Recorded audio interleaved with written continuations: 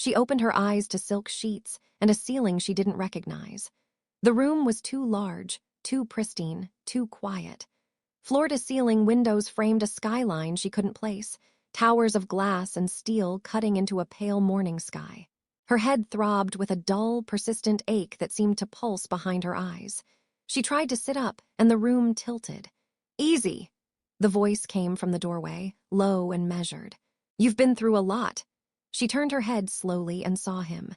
Tall, dark-suited, with the kind of face that belonged in old photographs of men who owned cities. Sharp jawline, eyes the color of smoke. He moved toward the bed with the easy confidence of someone who had never been told no. "Who are you?" Her voice came out hoarse, unfamiliar. He smiled, but it didn't reach his eyes. "Dante Moretti, your fiancé." The words landed like stones in deep water. She stared at him, searching her mind for anything, a memory, a feeling, a name, and found only fog. I don't know you. The doctors said you might be disoriented." He sat on the edge of the bed, close enough that she could smell his cologne, something expensive and cedar dark. "You were in an accident, a bad one. You've been unconscious for 3 days." She looked down at her hands. They were her hands, she knew that much. Small scar on the left thumb from a childhood kitchen mishap, but the ring on her finger was wrong. A massive emerald surrounded by diamonds, cold and heavy against her skin. "What's my name?" "Mia." He said it like a prayer. "Mia Castellano, or it will be Morty soon." The name felt like a coat that didn't fit. She repeated it silently, waiting for recognition, but none came. Her mind was a locked room, and she couldn't find the key. "I need to see a doctor," she said. "I've brought in the best neurologist in New York. Dr. Chen will be here this afternoon." Dante reached for her hand, and she flinched. He noticed, pulled back slightly. "I know this is frightening, but you're safe here, I promise you that." Safe. The word echoed strangely. She looked past him to the bedroom door, which stood open to reveal a hallway lined with dark wood and expensive art. Somewhere in the distance, she heard voices, footsteps, the muffled sound of a telephone ringing. "Where am I?" "Our home." "The penthouse." He gestured to the windows. "That's Manhattan, we're in Tribeca." Manhattan, Tribeca. The words meant nothing and everything. She knew what they were, landmarks of a city she must have known, but they triggered no personal memory, no sense of belonging. "I need to use the bathroom." Dante stood, offering his hand. When she didn't take it, he stepped back, giving her space. She swung her legs over the side of the bed and stood carefully. The floor felt solid beneath her bare feet. She was wearing silk pajamas, cream-colored and clearly expensive. Not something she would have chosen. Or was it? How could she know?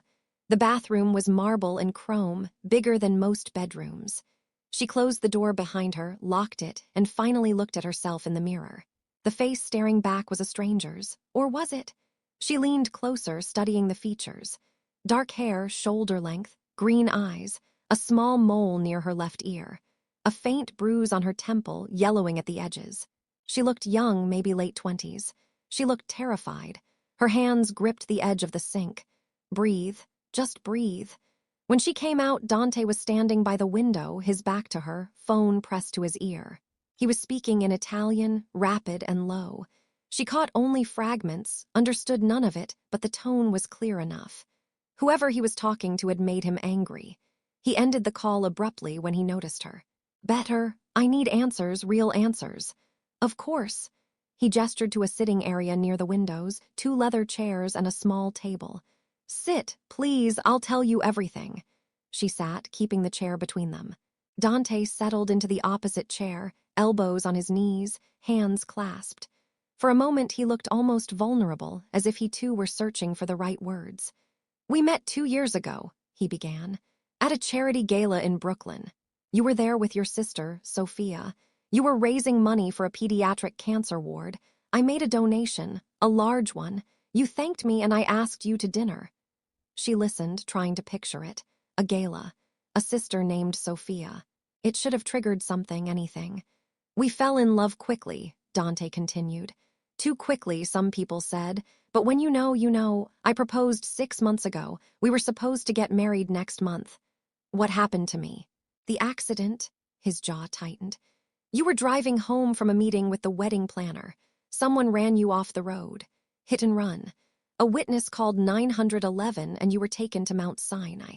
I got there as fast as I could. Did they catch who did it? Not yet. Something dark flickered across his face. But they will, I promise you that.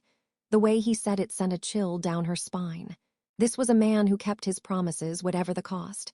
I want to see my sister, Sophia. She's been here every day. She'll come back this afternoon. He checked his watch, a Patek Philippe that probably cost more than a car. Right now, you need to rest. Dr. Chen will examine you and we'll figure out the next steps. She wanted to argue, but exhaustion was pulling at her like a tide. The effort of standing, of talking, of trying to make sense of this impossible situation had drained whatever reserves she had. Dante must have seen it in her face because he stood, crossing to the door. "Sleep," he said. "I'll be right outside if you need anything." "Why?"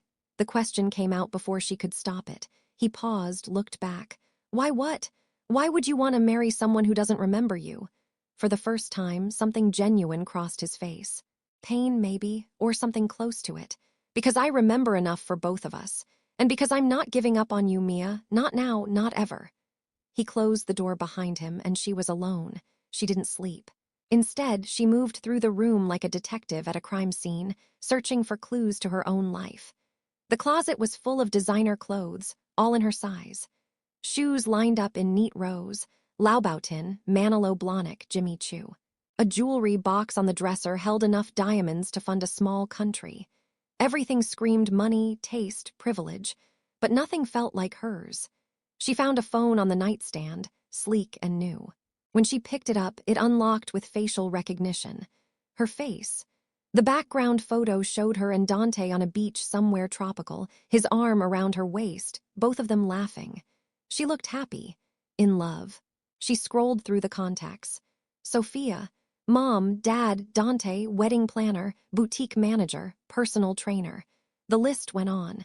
She opened the text messages with Sophia and read backward through time. "Can't wait to see you tomorrow. Bringing your favorite cupcakes. Still can't believe my baby sister is marrying Dante Moretti. You sure know how to aim high. Dinner on Sunday? Mom's asking." The messages painted a picture of a normal life, a loving relationship with a sister, excitement about an upcoming wedding. Nothing sinister, nothing wrong. But something was wrong. She could feel it in her bones. The photo gallery held hundreds of images. Her and Dante at restaurants, galas, art galleries.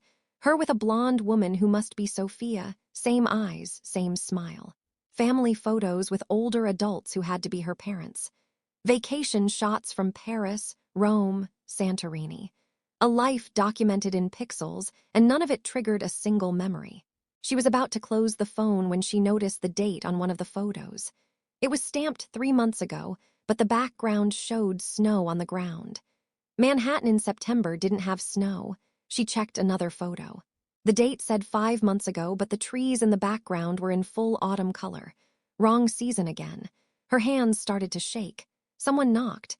She shoved the phone under the pillow and called, "Come in." A woman entered, mid-50s, kind-faced, wearing scrubs. "Mia, hello, I'm Dr. Chen. Dante asked me to check on you."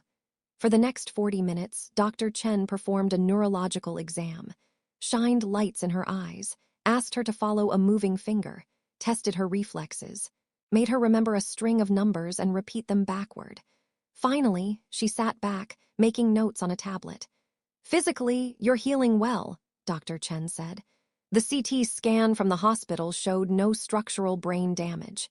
The amnesia is likely due to trauma, both physical from the impact and psychological. The brain sometimes protects us from things it can't process. "Will I remember?" "Possibly. Memory can return all at once, in pieces or not at all. Every case is different. The best thing you can do is stay calm, avoid stress, and let your mind recover at its own pace." "What if I don't want to remember?" Dr. Chen looked up sharply. "Why would you say that?" "Just a feeling." The doctor studied her for a long moment.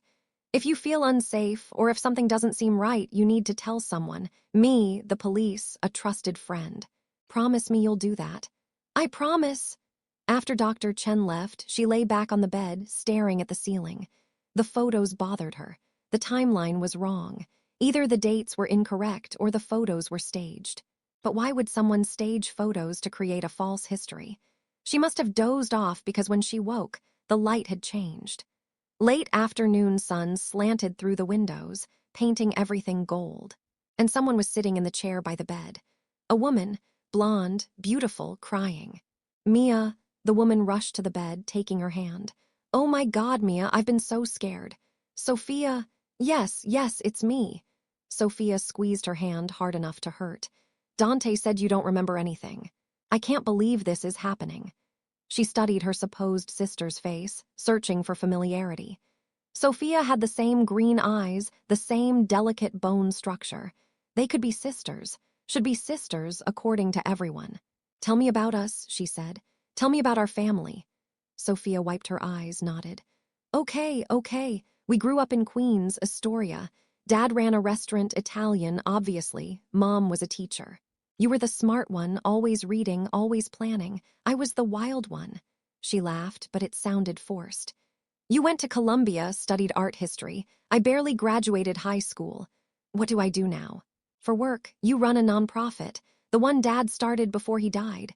Children's cancer research. That's how you met Dante at the fundraiser. Sophia glanced toward the door, lowered her voice. He's been amazing through all this.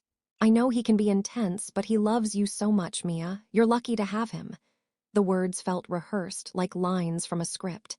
Sophia, can I ask you something? Anything. Do I seem different to you? From before, Sophia's eyes widened slightly. Different how? I don't know, just different. You've been through trauma. Of course you're different, but you're still you underneath, my sister. The girl who used to make up stories about the people on the subway. The one who cried at every Disney movie. The one who was brave enough to fall in love with a man like Dante Moretti. A man like Dante Moretti. What did that mean exactly? Before she could ask, the door opened. Dante appeared, and the temperature in the room seemed to shift. He looked at Sophia, and something passed between them. A glance. A warning, maybe. I need to speak with Mia alone, he said. Sophia stood immediately. Of course. I'll come back tomorrow, sweetie. I love you. She kissed her forehead and hurried out, leaving the faint scent of expensive perfume behind. Dante closed the door, locked it. Her heart started to race. We need to talk, he said, and I need you to listen very carefully. He crossed to the window, stood with his back to her. When he spoke again, his voice was different, harder. The pretense of the concerned fiancé stripped away. Your name isn't Mia Castellano. It's Emma Lawson. You're not my fiancé. You're a federal witness. The words hit like a physical blow. She sat up straighter, pulse hammering. What? 3 months ago, you testified before a grand jury about illegal activities at the investment firm where you worked. Money laundering, racketeering. The firm was one of my family's enterprises. Your testimony was enough for the FBI to start building a case. He turned to face her, and the man she saw now was nothing like the gentle, concerned figure from this morning. This was someone else entirely, someone dangerous. The feds put you in protective custody, gave you a new identity, stashed you in a safe house in New Jersey, but someone leaked your location. My people found you.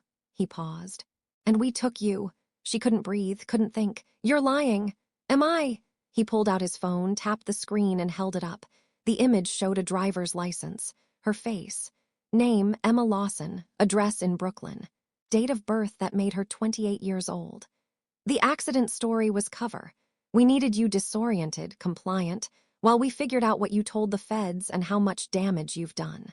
The Amnesia Act worked better than we expected. His smile was cold. Dr. Chen is on my payroll. Sophia isn't your sister. She's an actress. Good, isn't she? The photos on your phone were fabricated using your real photos and some AI enhancement. The whole thing is a stage play, Emma, and you're the unwitting star.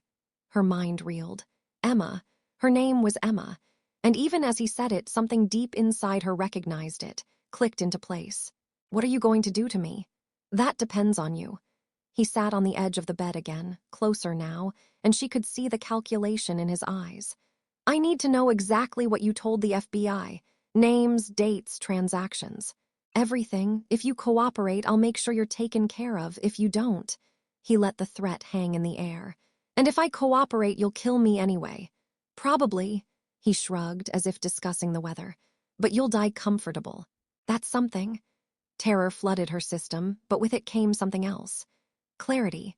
Emma. Her name was Emma Lawson, and she was 28 years old, and she'd worked at Caldwell and Associates as a junior accountant. She'd noticed the discrepancies in the books, seen the money flowing through shell companies, and she'd done the right thing, gone to the FBI, and now she was going to die for it.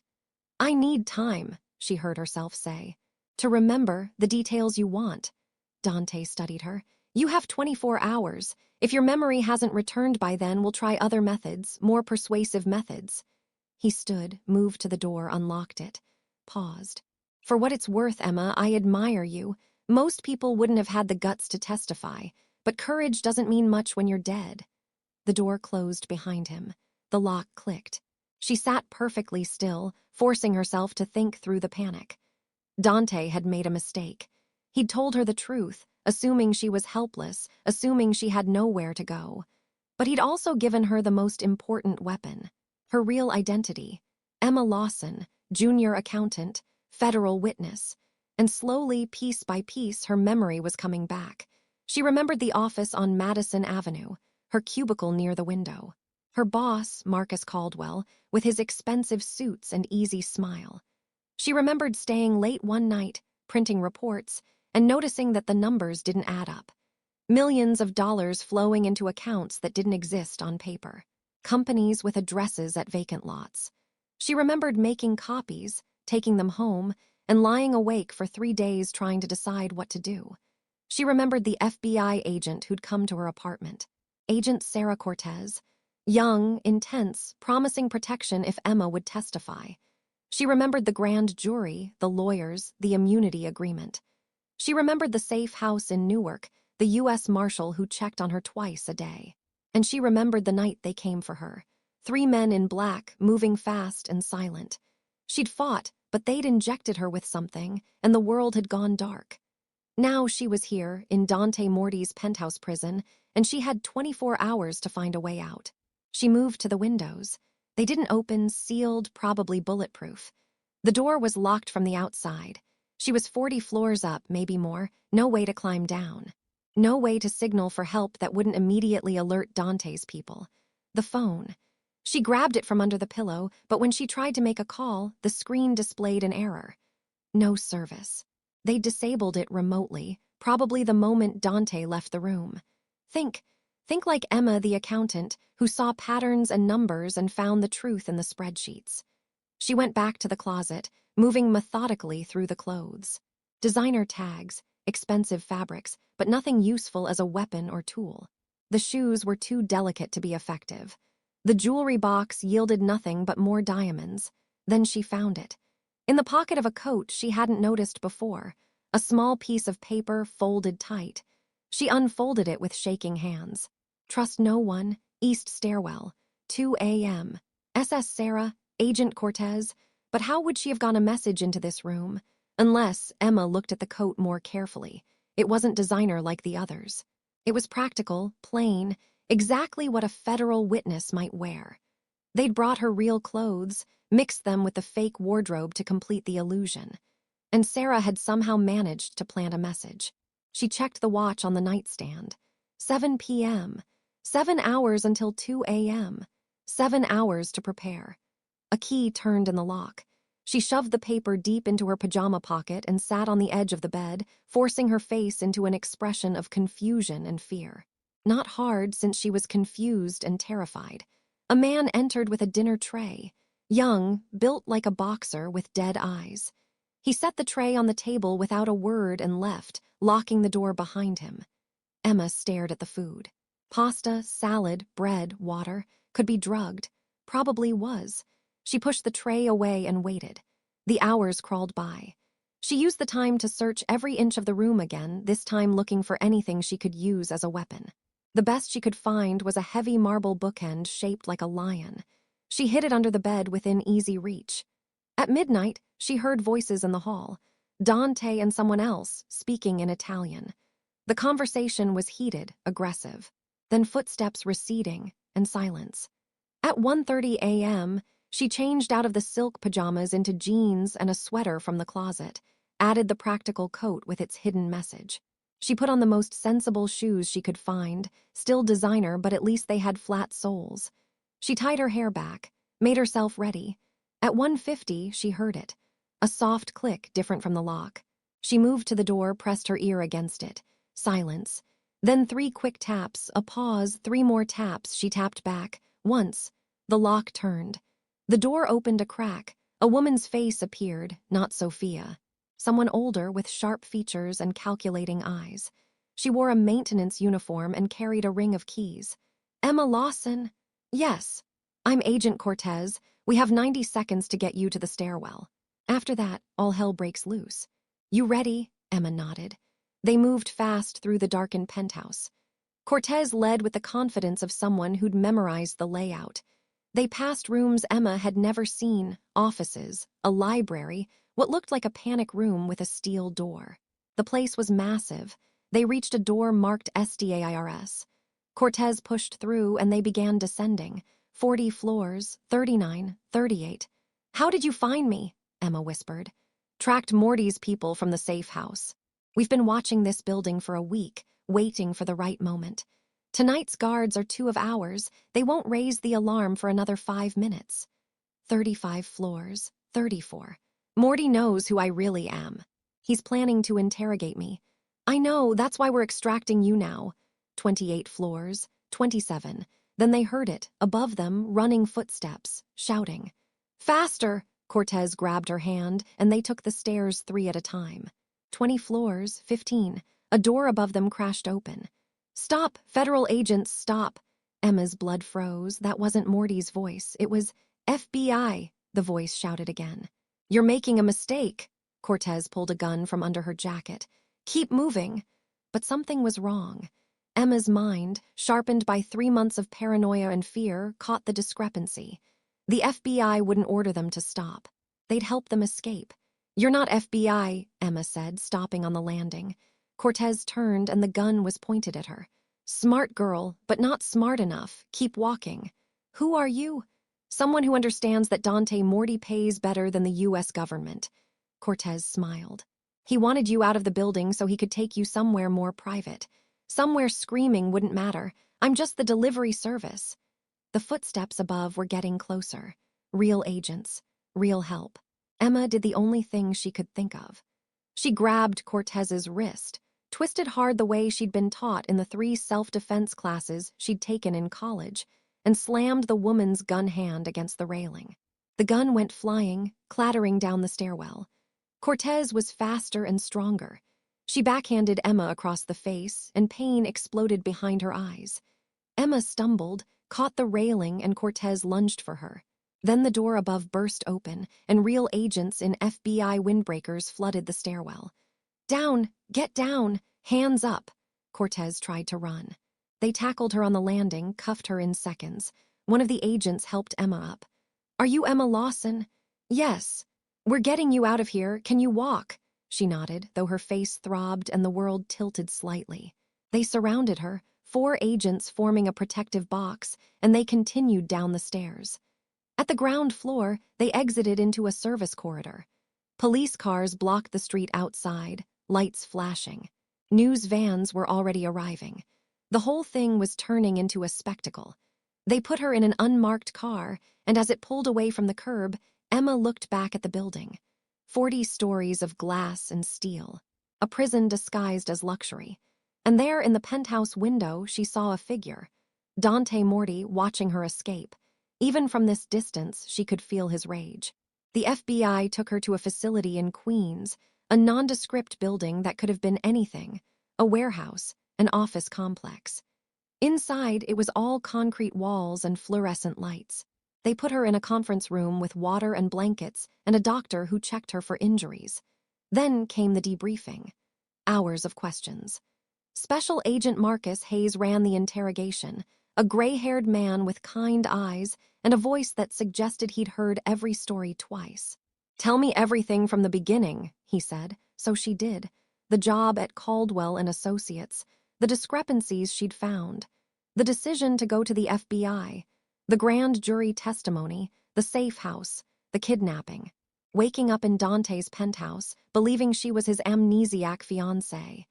Agent Cortez, Hayes said carefully, was one of ours. She went missing 3 weeks ago. We suspected Morty had turned her, but we couldn't prove it. You confirmed our worst fear. What about the other agents in the stairwell? How did they know to come? We had an anonymous tip. Someone called from inside the building, said a federal witness was in danger. We mobilized immediately. Hayes leaned forward. Did you see anyone who might have made that call? Emma shook her head, then stopped. Wait, the man who brought dinner, young, dead eyes. He didn't say a word, but he looked at me like he was memorizing my face. We'll pull building security footage, see if we can identify him. What happens now? Hayes sighed. WITSEC, new name, new city, new life. Morty won't stop looking for you, Emma. Not after this. You embarrassed him, cost him money, and now you've escaped. He'll want retribution. What about the trial, the case against Caldwell and Associates? Still moving forward. Your grand jury testimony is on record. We have the documents you copied. We'll build the case without putting you back on the stand. You've done enough. She should have felt relief. Instead, she felt hollow. 3 months ago, she'd been Emma Lawson, junior accountant, with student loans and a studio apartment and a cat named Fitzgerald. Now she was no one, going nowhere, with a crime boss hunting her and a future that stretched out like an empty road. When do I leave? Tomorrow morning, early. We'll have marshals escort you to the airport. From there, he paused. It's better if you don't know the destination until you're on the plane. She nodded numbly. That night, she couldn't sleep. They'd given her a cot in a secure room, but every time she closed her eyes, she saw Dante's face. Not the kind fiancé from the first morning, but the real Dante. Cold, calculating, promising violence with every word. At 4 a.m., someone knocked. She sat up, heart pounding. A woman's voice, Emma, it's Marshal Chen. We're moving you now. Change of plans. She dressed quickly, grabbed the small bag of toiletries they'd provided, and opened the door. Marshal Chen was middle-aged and solid, with the no-nonsense demeanor of someone who'd seen it all. Behind her stood 2 more marshals, both armed. What's happening? Credible threat. Someone leaked your location. We need to move. Now. They hustled her through corridors she hadn't seen before, deeper into the building. A freight elevator took them down to a subterranean garage. An armored SUV waited, engine running. Get in the back. Stay low. She climbed in, and Marshal Chen slid in beside her. The other 2 marshals took the front seats. The SUV lurched forward, tires squealing on concrete. How did they find me? We're still investigating, but Morty has people everywhere. Police, FBI, DHS. He's been running this city for 20 years, Emma. He owns half the people who are supposed to stop him. They emerged from the garage onto a rain-slick street. Dawn was breaking, gray and cold. The SUV turned north, picking up speed. Emma watched the city slide past, Queens giving way to the Bronx, familiar neighborhoods where she'd never be able to return, a whole life erased. Where are we going? Airport. Private terminal, we have a plane waiting. But they didn't make it to the airport. 3 blocks from the entrance, a black sedan cut them off. The SUV swerved, brakes screaming. Another sedan appeared behind them, boxing them in. Then a third, blocking the intersection. Hold on, the driver shouted. He tried to ram through, but the sedan ahead was reinforced. The impact sent Emma flying forward. Her seatbelt caught, knocking the wind from her lungs. Gunfire erupted. The SUV's armored windows spiderwebbed but held. Marshal Chen was shouting into her radio. Officer down, we need backup at... The back door exploded inward. Someone had planted a charge. Emma's ears rang. Strong hands grabbed her, dragged her from the wreckage. She fought, but there were too many of them. They shoved her into one of the sedans. Doors slammed. The vehicle accelerated away from the chaos, leaving the destroyed SUV and the marshals behind. Emma's vision swam. Blood trickled from her hairline. She looked at her captor. Dante Moretti sat across from her, immaculate in a charcoal suit, as if orchestrating a kidnapping were just another day at the office. Hello again, Emma. She tried to speak, but her throat was raw from smoke. He offered her a bottle of water, and after a moment's hesitation, she took it. Drank. Her head was clearing, but her body felt like one massive bruise. Where are you taking me? Somewhere we won't be interrupted. I have questions, and this time you're going to answer them. The sedan drove for what felt like hours, but was probably less than one. They left the city, crossed into New Jersey, headed toward the industrial wasteland near the port. Warehouses and shipping containers and lots where weeds pushed through cracked concrete, places where people disappeared. They stopped at a warehouse with rusted siding and broken windows, the kind of place that had been forgotten by everyone except criminals who needed privacy. Dante's men pulled her from the car and marched her inside. The interior was exactly what she expected. Empty, cold. A single chair in the center of the space under a flickering light. They forced her into it, zip-tied her wrists to the armrests. Dante dismissed his men with a wave. They left, closing the warehouse door behind them. Now it was just the two of them, the mob boss and the accountant. He pulled up a crate, sat facing her. For a long moment he just looked at her as if trying to solve a puzzle. "You cost me $40 million, he said finally. "The feds froze the Caldwell accounts based on your testimony. 40 million, Emma, that's a lot of money." "I'm sorry I ruined your criminal empire," he smiled. "Still brave, I like that. Even when you're terrified, you show teeth." He leaned back, crossed his legs.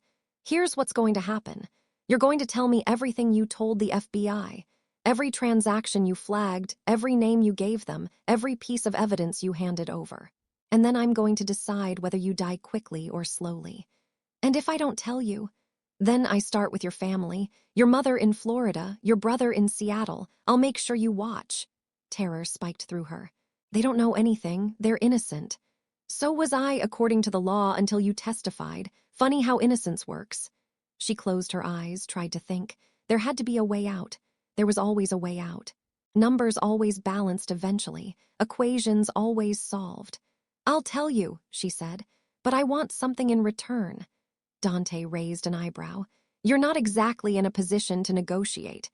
I want your word that my family stays safe. No matter what happens to me."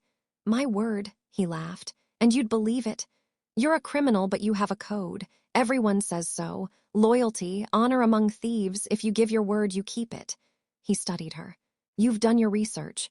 I'm an accountant. Research is what I do." For the first time, something almost like respect crossed his face. "All right, I give you my word. Your family stays untouched. Now talk." So she talked. But what she told him was carefully curated. Real enough to sound true, but missing key details. She named low-level operatives he probably suspected were compromised anyway. Described transactions the FBI already knew about. Gave him just enough to believe he was getting what he wanted, while holding back the most damaging information. The names at the top of the pyramid, the offshore accounts, the political connections.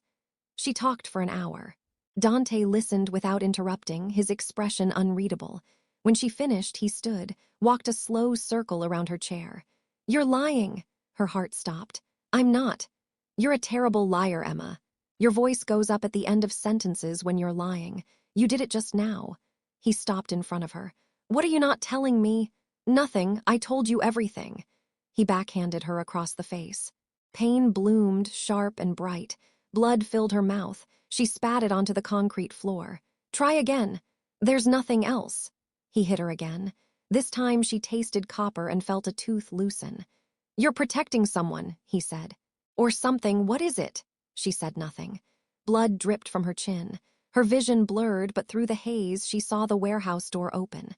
Dante's men returning, and behind them FBI windbreakers, guns drawn. "Dante Moretti, you're under arrest." Chaos erupted. Gunfire. Shouting. Dante's men drew weapons and the warehouse became a war zone. Emma threw herself sideways, chair and all, crashing to the concrete. The zip ties bit into her wrists, but the chair leg cracked. She wiggled one hand free, then the other. Scrambled behind a pillar as bullets screamed past. An agent reached her. "Stay down." But she saw Dante through the chaos, running for the back exit. And in that moment, something snapped. All the fear, all the terror of the past days crystallized into rage. She'd let him control her narrative long enough. Emma grabbed a fallen gun, a Glock safety off, and ran after him. "Emma, no!" Someone shouted. She didn't stop. The back exit opened into an alley. Dante was halfway to a waiting car. She raised the gun, arms shaking. "Stop!" He turned. Saw her, smiled. "You won't shoot me, Emma. You're an accountant, not a killer. I'm a federal witness who's tired of running." Then pull the trigger. Her finger tightened. The gun felt impossibly heavy. All she had to do was squeeze, end this. End him, no more looking over her shoulder, no more fear, but she couldn't. Dante saw it in her face. He laughed, started to turn away, and then a shot rang out. Not from her gun, from behind her. Dante stumbled. Looked down at the red bloom spreading across his shirt. Looked up at Emma with something like surprise. Then he collapsed. Special Agent Hayes appeared beside her, weapon drawn. "He was going for his gun. You saw it, right?" She looked. There was a gun in Dante's hand. She hadn't seen him draw it, but it was there now. Maybe he had been going for it. Maybe Hayes had planted it. She'd never know. "I saw it," she heard herself say. Paramedics swarmed the alley. They stabilized Dante. He was alive, barely, and loaded him into an ambulance. Hayes guided Emma away from the scene, back through the warehouse where the FBI was cuffing the surviving soldiers. "You did good," Hayes said. "This is over now." But it wasn't over. She could feel it. They took her to a hospital in Manhattan, treated her injuries.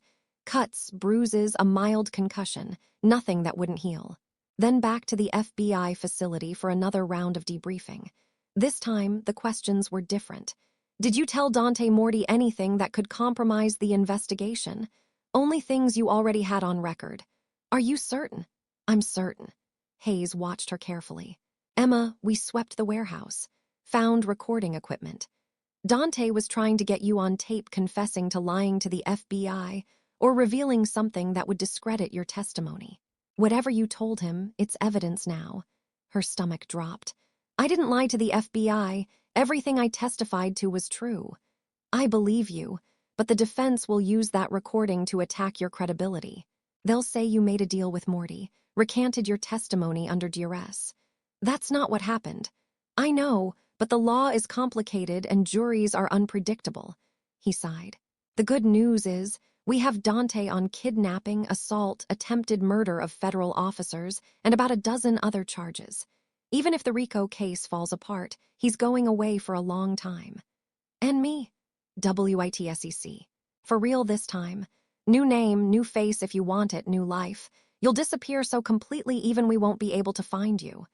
She should have wanted that. Safety, anonymity, a chance to start over. But sitting in that sterile conference room, face bruised and body aching, Emma realized something. She didn't want to disappear. She wanted her life back. "What if I don't go?" Hayes blinked. "Excuse me. What if I stay? Testify at trial if needed. Rebuild my life here." "Emma, that's suicide. Morty's organization won't die just because he's in prison. His lieutenants will want revenge." "Then arrest them too. Isn't that your job?" "It's not that simple." "It never is." She stood, paced to the window. The city stretched beyond the glass, millions of people living their lives, unaware that someone like her was in here making impossible choices. "I ran once, testified and went into hiding, and they found me anyway. Maybe running isn't the answer." "What's the alternative?" "I live my life, publicly. I get a new job, a new apartment. Maybe I even talk to the press, tell my story. Let everyone know who Emma Lawson is and what I did. Make myself too visible to disappear quietly." Hayes was quiet for a long moment. "That's the bravest and stupidest thing I've ever heard." "Probably. If you do this, we can provide limited protection, but we can't guard you forever." "I know. You'll be looking over your shoulder for the rest of your life." "I'm already doing that." He shook his head, but something like admiration flickered in his eyes. "Let me make some calls." They worked out an arrangement. WITSEC would provide initial security, a new apartment in a secured building, regular check-ins, panic buttons. The FBI would fast-track the prosecutions of Morty's known associates, and Emma would go public. 2 weeks later, she sat across from a journalist in a coffee shop in Brooklyn. Her face had healed, the bruises faded to yellow. She wore jeans and a sweater and looked like any other young woman in the city. The journalist, Melissa Park from the Times, set up a recorder between them. "Thank you for doing this. Thank you for listening. Tell me your story." So Emma told it. All of it, the accounting discrepancies, the FBI testimony, the safe house, the kidnapping, waking up in Dante Moretti's penthouse believing she was his fiancée, the escape, the recapture, the final confrontation. Melissa's eyes grew wider with each detail. That's extraordinary. It's my life now. Are you afraid? Terrified, but I'm tired of letting fear make my decisions. The article ran 2 days later, front page. The accountant who took down a mob boss. Emma's face, her real face, stared out from newsstands across the city. Within hours, it went viral. Twitter, Reddit, cable news. Some people called her brave, others called her stupid. Most just wanted to hear more. The trial started 3 months later. Emma testified on the stand, looking directly at Dante Moretti as she recounted every transaction, every piece of evidence, every lie his organization had told. He stared back, expression cold, but she didn't flinch. The jury deliberated for 6 hours, guilty on all counts. Dante was sentenced to 40 years in federal prison. His associates received similar sentences. Caldwell and Associates was dissolved, its assets seized. Emma walked out of the courthouse into a sea of reporters. Cameras flashed. Questions flew. She smiled, waved, and got into the waiting car. Special Agent Hayes was driving. "You did it. We did it. What's next for Emma Lawson?" She thought about it. The new apartment in Greenwich Village. The job offer from a nonprofit that investigated corporate fraud. The book deal a publisher had proposed. The therapy appointments to process the trauma. The self-defense classes she'd enrolled in. The cat named Fitzgerald waiting at home. The FBI had found him and returned him. "I'm going to live," she said. Really live. 6 months later, Emma sat at her desk in the nonprofit's office, reviewing a case file. Financial fraud at a pharmaceutical company. The kind of thing she was good at untangling. The kind of thing that mattered. Her phone buzzed, a text from a blocked number. She tensed, then opened it. "You were right, being visible saved you. But it made you lonely too. How's that working out?" She stared at the message. S. Could be Sophia, the actress who'd played her fake sister. Could be Sarah Cortez, the corrupt agent now serving her own sentence. Could be someone else entirely. She typed back, "Lonely beats dead. Thanks for checking in." No response. She deleted the thread and went back to work. That night, walking home from the subway, she felt it. The awareness that she was being followed. She'd learned to trust that instinct.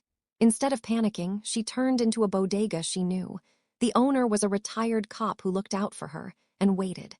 5 minutes later, a man entered. Young, nervous, with a gun poorly concealed under his jacket. Emma recognized the type. Low-level enforcer trying to make his bones. "Can I help you?" the bodega owner asked, hand moving toward the bat under the counter.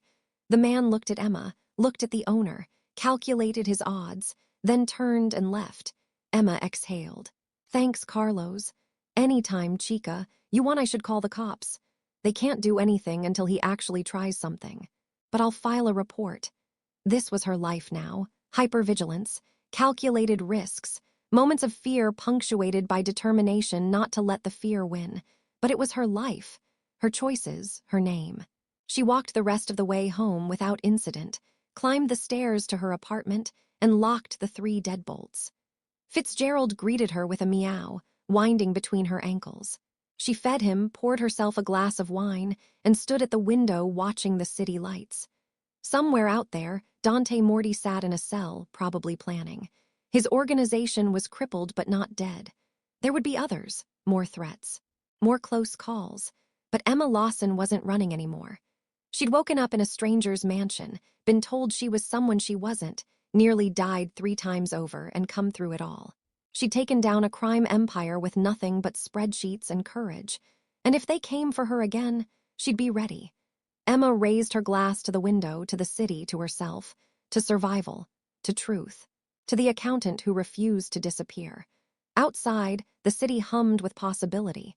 Inside, she was finally home.